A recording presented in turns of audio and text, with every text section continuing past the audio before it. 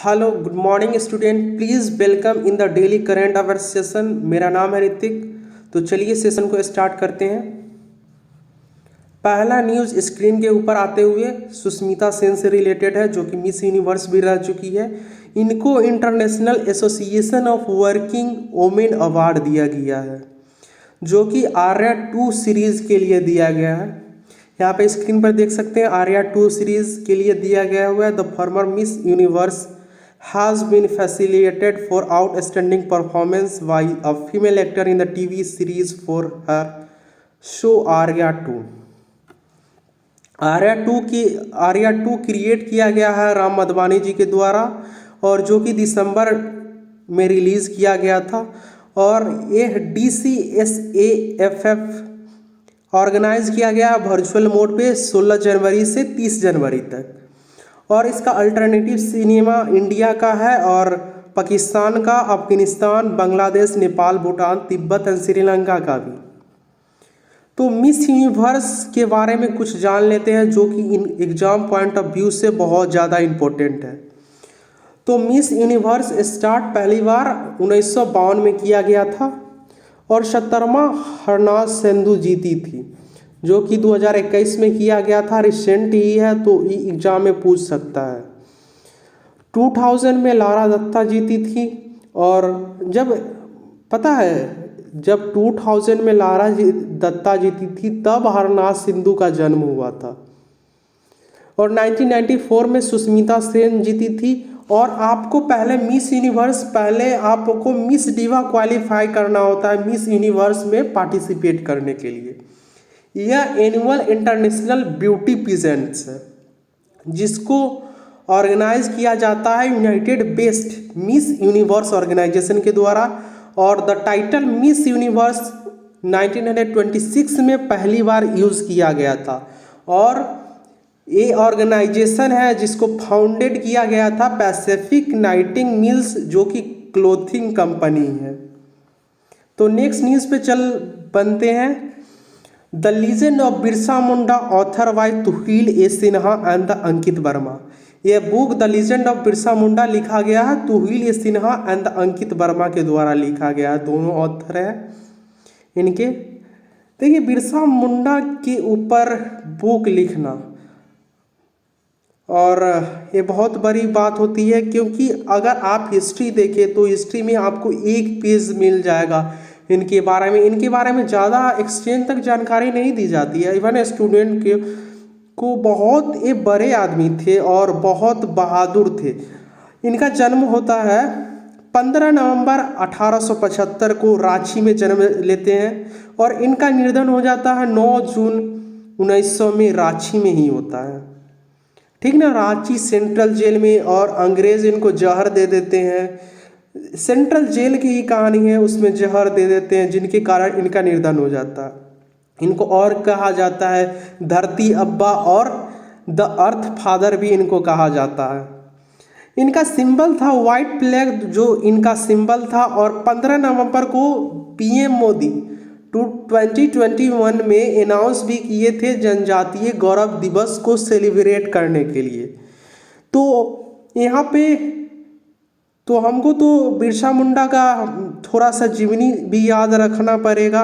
और देखिए यहाँ पर महाराष्ट्र, ये इम्पोर्टेंट ये बुक क्यों हो जाता है द लीजेंड ऑफ बिरसा मुंडा, क्योंकि महाराष्ट्र गवर्नमेंट भगत सिंह कोश्यारी, महाराष्ट्र का गवर्नर भगत सिंह कोश्यारी जी के द्वारा ही रिलीज किया गया, तो ये इम्पोर्टेंट हो जाता है।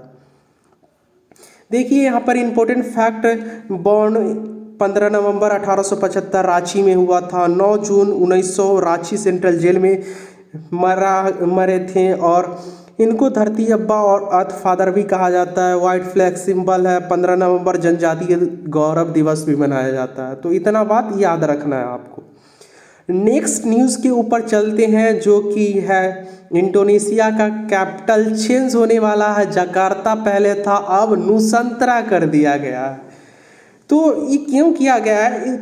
इसकी वजह है क्योंकि यह सिंक कर रहा है। 3 है, जो 3 सिटी है वर्ल्ड में जो कि सिंक कर रहा है। एक तो चेन्नई हो गया इंडिया में, दूसरा हो गया आपका बीजिंग चाइना में, और तीसरा आपका हो गया जकार्ता, जो कि इंडोनेशिया का कैपिटल है। वो तीनों सिंक कर रहा है। सिंक करने की वजह है क्योंकि ये एक कोस्टल एरिया पे है और पॉपुलेशन वहाँ बहुत ज़्यादा है और बिल्डिंग भी बढ़ रही है और सिटी भी बढ़ रहा है, तो लैंड पे तो लोड पड़ेगा ही पड़ेगा, उसके कारण इस धंस रहा है। तो यह रीजन है इसका। तो Indonesia will move its capital mineral rich east Kalimantan में शिफ्ट कर रहा है और बोरोनियो आइलैंड पे ईस्ट कलिमंथन है जहाँ पे नुसंतरा का लोकेशन है, ठीक ना। इसको खर्च टोटल शिफ्ट करने में खर्च हुआ है 466 ट्रिलियन रुपया और डॉलर में आए तो 32 बिलियन डॉलर इस पे खर्च हुआ है कैपिटल को बनाने में। नेक्स्ट न्यूज़ पे बढ़ चलते हैं। साइंटिस्ट एक फ्रॉग के स्पीसीज को गीता थम्बर्ग के नाम पर दिया है और एक गीता थम्बर्ग स्वीडन एक्टिविस्ट है, ये बहुत सुर्खियों में रही है, जैसे कि फार्मर बिल पे भी ट्वीट की थी। तो ये बहुत इन्वायरमेंट एक्टिविटिस्ट है जो कि स्वीडन से है। यहाँ पे दिया हुआ a new species of rain frog discover in the Panama jungle. Panama जंगल में जिसको डिस्कवर किया गया था वो Sweden environment activities Greta Thunberg के नाम से दिया गया है, नाम पे उसका रखा गया है। फ्रॉग का नाम है प्रिस्टिमेंगेटिस गीता थम्बर्गी और गीता थम्बर्गी यहाँ से इतना ही इम्पोर्टेंट्स है। और ये रिसेंट में पहला ओरिजिनली डिस्कवर किया गया था 2012 में। तो नेक्स्ट न्यूज़ पे बढ़ चलते हैं।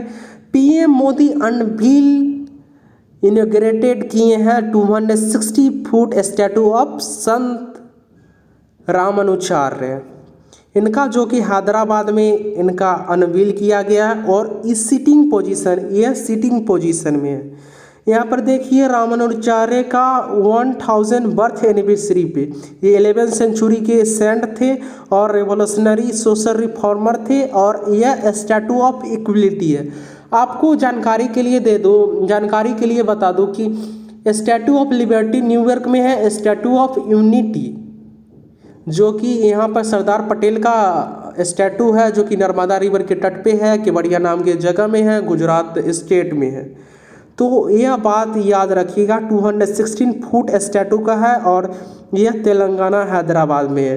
45 एकड़ कम्प्लेक्स शाहाबाद में इनको बनाया जा रहा है और 5 फरवरी को पीएम मोदी इसका इनॉग्रेट करेंगे। तो अबाउट द प्रोजेक्ट के बारे में जान लेते हैं। तो ये में टोटल कॉस्ट लगा है 1000 करोड़ लगा है जो कि ग्लोबली फंडेड है और ग्लोबली फंडेड मतलब ग्लोबल डोनेशन आया है उससे। रामानुचार्य जो कि 13 फरवरी को रामनाथ कोविंद इनर चैम्बर का इनॉग्रेट करेंगे और स्टैटू ऑफ इक्वलिटी है जो second largest sitting position statue बनाया जा रहा है क्योंकि इससे पहले थाईलैंड का बुद्धा स्टैटू है। नेक्स्ट न्यूज़ पे बढ़ चलते हैं। Jerri hamlet declare as the first milk village of Jammu and Kashmir. Jammu and Kashmir के जेरी हैमलेट विलेज को पहला मिल्क विलेज कहा गया है, डिक्लेयर कर दिया गया है। तो यहाँ पर रिसाई डिस्ट्रिक्ट में यह विलेज पड़ता है। 57 डायरी फार्म बनाया गया है और टोटल 370 काउ को 33 इंडिविजुअल डायरी यूनिट्स लगाए गए हैं विथ 370 काउस और ये लोकल फार्मर को स्ट्रेंथन करने के लिए फाइनेंशियली सिक्योरिटी प्रोवाइड करने के लिए यह काम किया गया। तो चलिए नेक्स्ट न्यूज़ पे बढ़ चलते हैं। Government of India merges external flame of Amar Jawan Jyoti with national war memorial flame. दोनों को इंटीग्रेटेड स्कीम के अंदर दोनों को मर्ज कर दिया गया है गवर्नमेंट ऑफ इंडिया के द्वारा। तो यहाँ पे यह न्यू दिल्ली में पड़ता है और 21 जनवरी को यह मर्ज कर दिया गया था अहेड ऑफ रिपब्लिक डे से पहले और ceremony was led by the integrated defence staff. और यहाँ पे यह क्वेश्चन बन सकता है कि सेरेमनी हेड किनके द्वारा किया गया था, लीड किनके द्वारा किया गया था। तो ये एयर मार्शल बलभद्र राधाकृष्ण के द्वारा। नेक्स्ट न्यूज़ पे बढ़ चलते हैं जो कि Tripura celebrate 44th Coke Borok day. ठीक है ना। अगर नॉर्थ ईस्ट वाले सुन रहे होंगे तो माफ़ी चाहता हूँ, हम प्रोनाउंस नहीं कर पा रहे हैं, कोकबोरोक है या कोकबोरोक है, ठीक ना। तो आप देख लीजिएगा। इसको दूसरा नाम से त्रिपुरा लैंग्वेज डे के नाम से भी जाना जाता है और यह एनुअली होता है और 19 जनवरी को सेलिब्रेट किया जाता है। 1979 में 3 लैंग्वेज को दिया गया था, ऑफिशियल लैंग्वेज डिक्लेयर किया गया था, जिसमें से एक था त्रिपुरी लैंग्वेज, दूसरा बंगाली और तीसरा इंग्लिश। और त्रिपुरी लैंग्वेज जो कि त्रिपुरा का कोकबोरोक लैंग्वेज है, जो कि त्रिपुरा का ऑफिशियल लैंग्वेज है। नेक्स्ट न्यूज़ पे बढ़ चलते हैं। आज़ादी के अमृत महोत्सव से स्वर्णिम भारत की ओरें, program launch by PM Modi. ये पीएम मोदी के द्वारा अमृत महोत्सव के अंदर स्वर्णिम भारत की ओरें लॉन्च कर चुके हैं।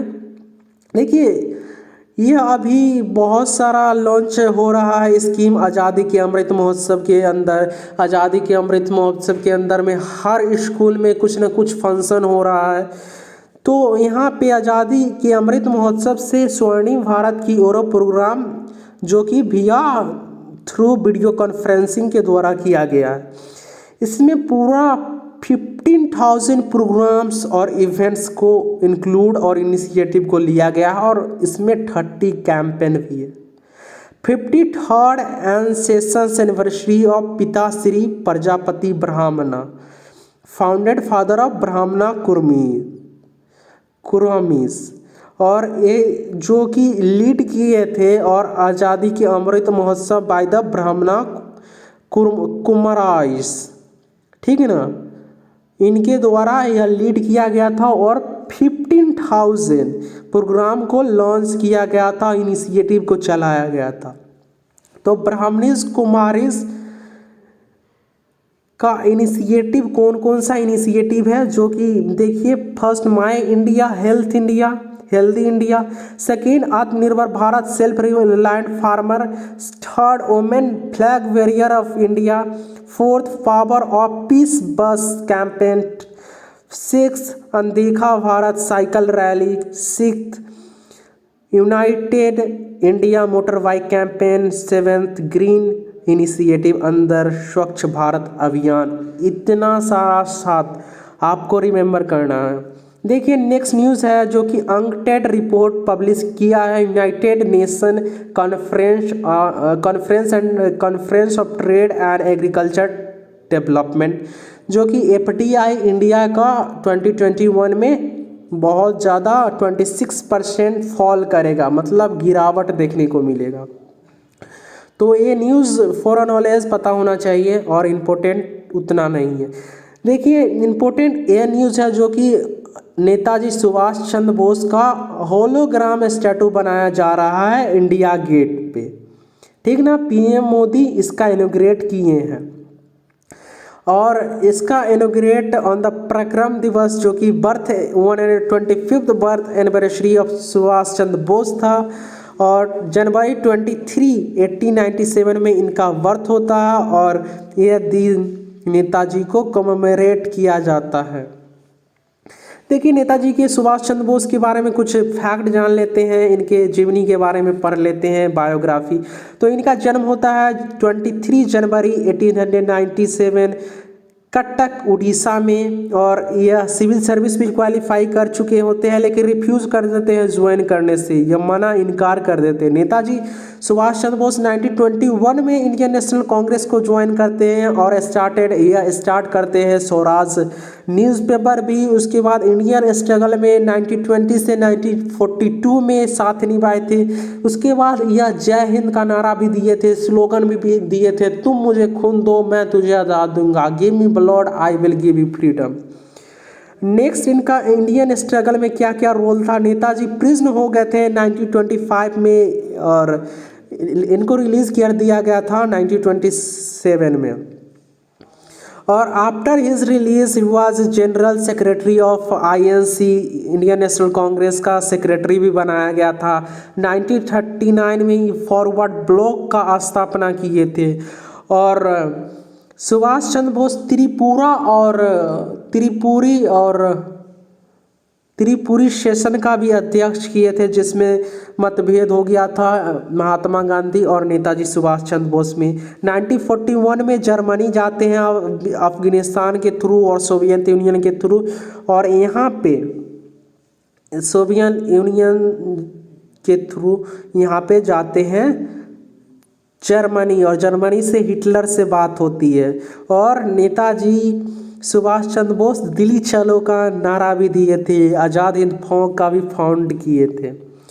तो दिल्ली सल्तनत क्विज पे आ जाते हैं, जो कि हम बताए थे कि हम करेंट अफेयर सेशन में भी डिवाइड करेंगे सेशन को, और लास्ट का 10 मिनट्स या लास्ट का 5 मिनट्स और 3 मिनट्स जो कि क्विज पे रहेगा। Who destroyed the Nalanda university in 1193 AD? तो इनका ऑप्शन है, option Bakhtiyar Khilji, option C Bakhtiyar Khilji, Muhammad bin Bakhtiyar Khilji. Next question, आपको दिल्ली सल्तनत के ऑर्डर में लगाना है। तो पहला सलेब डायनेस्टी हो गया, दूसरा खिलजी डायनेस्टी हो गया, तीसरा हो गया तुगलक डायनेस्टी, चौथा हो गया जो कि सैयद डायनेस्टी, उसके बाद लोधी डायनेस्टी आता है। तो 5 3 2 4 1, तो first option is correct. Next question है, Balban failed to expand his territory because of fear of Mongol, जिसके मंगोल को एक समय बहुत ज़्यादा पीक पर ले गए थे, जो कि गंगेज खान थे। तो मंगोल से यही गंगेज खान का नाम हमेशा याद आता है। तो यही रीजन था, फियर फ्रॉम मंगोल से डर लगता था बलबन को। सिटी ऑफ जौनपुर किनके द्वारा फाउंड किया गया? तो ये फिरोज शाह तुगलक के द्वारा, option C Firoz Shah Tughlaq. Royal secretariat Delhi सल्तनत के कौन क्या था? तो दीवान ई इंसा जो रॉयल सेक्रेटरीट था, जो कि नालंदा यूनिवर्सिटी को कौन सा डिस्ट्रॉय किया था 1193 में? बख्तियार खिलजी, हम बता चुके हैं। गज ए सिकंदरी एंड गज इलाही कितना रेशियो में डिवाइड है? डिफरेंस बताइए। 39:41 रेशियो में। फाउंडर ऑफ सूफी ऑर्डर कौन थे? ख्वाजा मोइनुद्दीन चिश्ती थे, option D. Next question, royal secretary during the सल्तनत पीरियड, जो कि दीवान ए इंसा बताए हो चुके हैं। Next question, Muhammad bin Tughlaq was created separate agriculture department. दीवान ई खावत, ऐसा कुछ नहीं है, मोहम्मद बिन तुगलक ऐसा कुछ नहीं किया था। Second option, gold coins and dinar become popular during the reign of Alauddin Khilji after his south Indian conquest.